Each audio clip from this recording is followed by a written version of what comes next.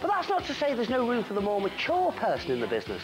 I mean, Blondie and Cher both made #1 this year, and so did this in 1971 from the original Rock Wrinkly. Gary?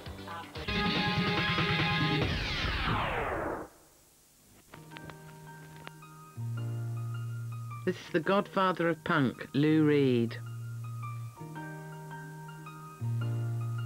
This is Herbie Flowers, who played the most famous bass line in rock history.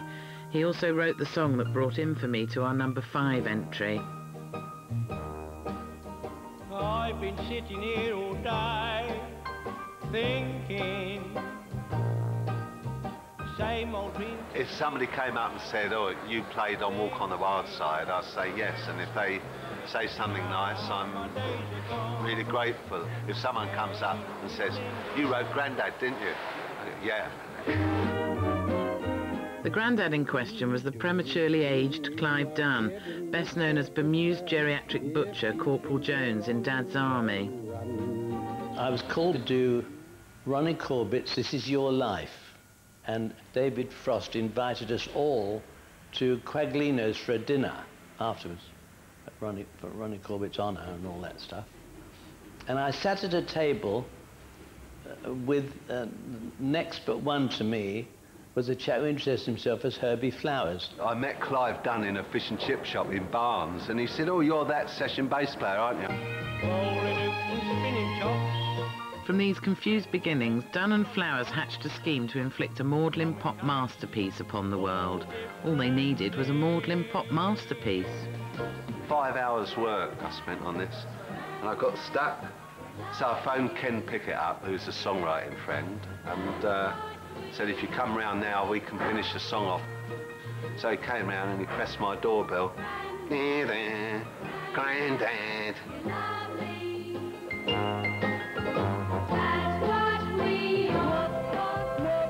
Walk with me, you'll see the things I see. Let's take a walk. Though no stranger to the music biz, Clive wasn't hip to the crazy new street lingo. Herbie said to me, I think we've got a monster here, Clive. And I didn't know anything about the pop world, and I said, I'm awfully sorry, I sang it as best as I could, And he said, no, a monster, it's good. So I said, what do you mean good? He said, well, I said, oh, very nice. I said, how much? The fledgling monster climbed King Kong style to the top of the charts. But then the lights went out. There was a power strike. So the factory at EMI were making all the records out at Hayes, couldn't make any records, and suddenly it wasn't selling any because they hadn't got any records to sell. Don't panic! Don't panic! I was more worried about the political side of it, that people were obviously not getting paid properly, and they had to go to the lengths of going on strike, in the autumn, when everybody wants trying to make some money for Christmas. So I was interested in from a political point of view. I thought, well, they should give them some more money. Aeroplanes tied up with string, flying. But even the might of the trade unions couldn't keep Grandad from reaching #1 in January 1971. Dunn, only 50, was now typecast as the nation's favourite Grandad, if not their favourite recording artist. Silently I've never really lived it down. My career skidded to a halt. I lost all my cred. And this is, over a quarter of a century ago, and I'm still trying to get it back. It's like getting shots fired at you from a crooked rifle. They go, psh, psh, psh. Everyone's got to make a living, even critics.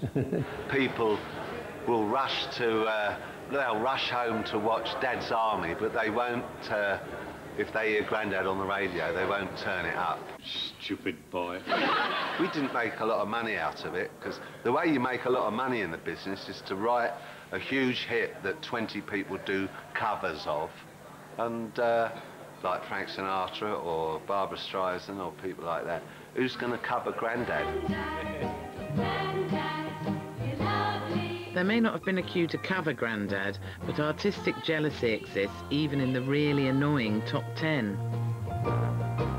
I got one letter from a guy who said, I hear Grandad many, many times on the radio. He said, and I wrote it. And if you sing it again without my permission, I will kill you.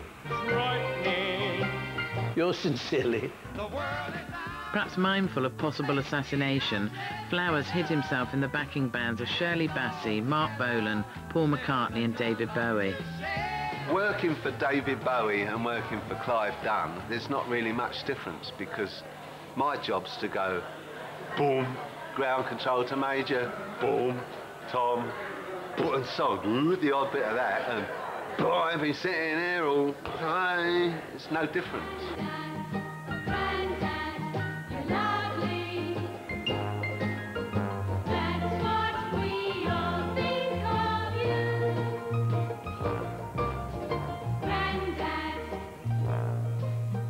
Grandad, Grandad, you're lovely. Very simple, like a nursery rhyme.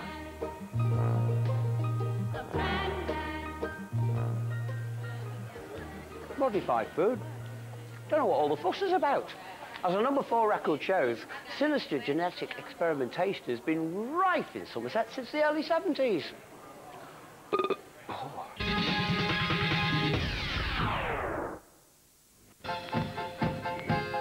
It's an hard life when you're working on the farm. Boys, I've got a brand new combine harvester. We all did. It captured the mood of that time. But I think what people want now is a combine harvester for today. If you like, brand new combine harvester. I drove my tractor through your haystack last night. They recognise us as being the very, very first punk rock band. I threw me pitchfork at your dog to keep quiet. We've been tarts, all sorts of. She made I laugh. He's gotten where he casn't back and hasn't. Come on now, darling, you got something I need. 'Cause I got a brand new combine harvester and I'll give you the key. Come on now, let's get together in perfect harmony. I've not had a go in the new, really up-to-date ones, the massive ones now, but I did at that time, 76. Combine harvester and I'll give you the key. She made I laugh. And you've got to allow yourself plenty of space to turn them, I'll stick by because you it steers up the front, and it's weird. You know what? We've been getting some remarkable write-ups. Write-up they were, yeah. Write-ups in the press about this show. In fact, Hubert Cudbright of the Buckham Bugle compared us with one of the top pop groups in the country. He said Adge Cutler and the Wurzels ought to be slayed. That was Adge Cutler, who'd actually formed the Wurzels back in the mid-60s after a colourful career as a roadie, power station worker and cider maker.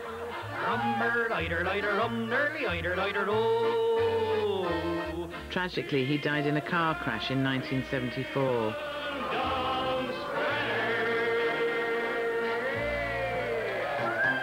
But the band ploughed on. Now out to the garden sheds, get hold of the tools, throw them around because it's our time. I think we did it all in all about 14 times, I think, Top of the Pops. You know, with the Christmas ones and everything else. But, yeah, there were some really big names at that time. Bob Marley. He's an our man. Yeah, how you doing, babe? Weren't we a grand couple at that last Wurzels dance? Demis Roussos. Demis Roussos. He's a big man. We had our photos stuck in us soul in hands. You never met the Stones, because the Stones were in the chart that time, weren't they? But they weren't on the show. Yeah, but they turned us down, see, because we wanted to use a bit of their satisfaction. We wanted to use that guitar bit. We got a letter back saying, no, nobody. We will not give permission for the Wurzels to use that. So Bob said, right, that's it. I'm going to write back to them. So he wrote back to them and said, on no account will the Stones ever be allowed to use anything that the Wurzels have written. So they've never ever asked us if they could use anything, have they? No, not since, no. Shame, really, because they're the same age as us. Why don't we have a drink with the Wurzels? Because they, at the moment, are going to give us a nice half pint of that lovely scrumpy that they call cider. When the moon shines on the cowshed and we're rolling in the hay, all the cows are up there grazing and the milk is on its way. Pete don't like cider, but I mean, he's not. No, it's got a right mood for me. I am a cider drinker. I drinks it all of the day. Tom does. I am a cider drinker. It soothes all me troubles away.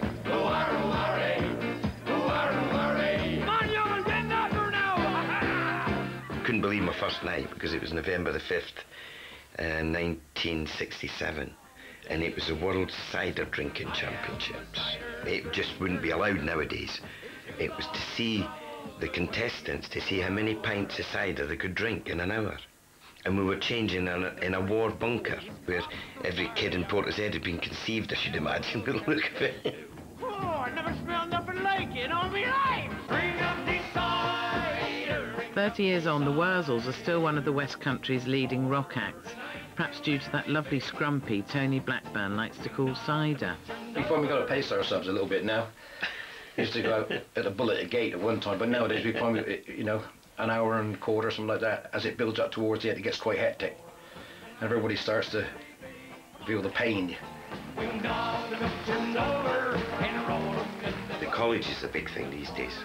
They're magnificent. I mean, we've got it, it's unbelievable. I mean, when we were in the charts, we never had it. But we've actually got to have security guards now. Drink up thy cider, George, and get off the mat. Drink up your cider, George, put on your Sunday hat. We had a lovely experience a couple of years ago. These two teenagers come up to us, and they were lovely, and they're gorgeous, man. And they said, you don't know us. We thought, look at this, they're chatting us up. But they weren't. They said, you don't know us, but you know our grands. I thought, oh, well. Well, I bought a lovely record this week. What do you want, a medal? The Wurzels sing Barbara Streisand. Low, soft as an easy chair. Low, fresh as a morning air.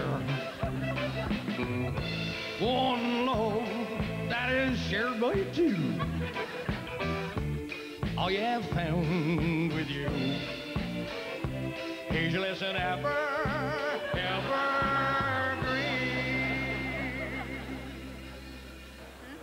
The Wurzels. You know, folk is a genre that's never sat comfortably in the charts. It's more suited to the old folk club, you know, drinking a pint of Ruddocks whilst wearing your chunky knit sweater. Actually, some people have tried to make folk sexy.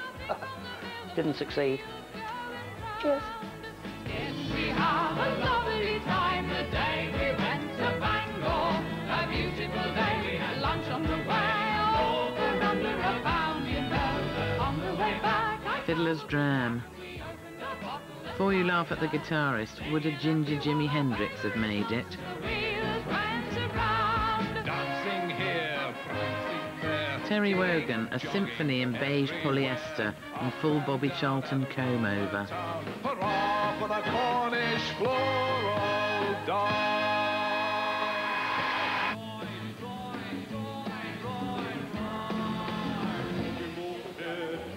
From folk to blues with our number 3 entry, led by the evil Svengali Father Abraham, the Smurfs were a cult that gripped Britain in the late 70s. Where was they all coming from? From Smurfland.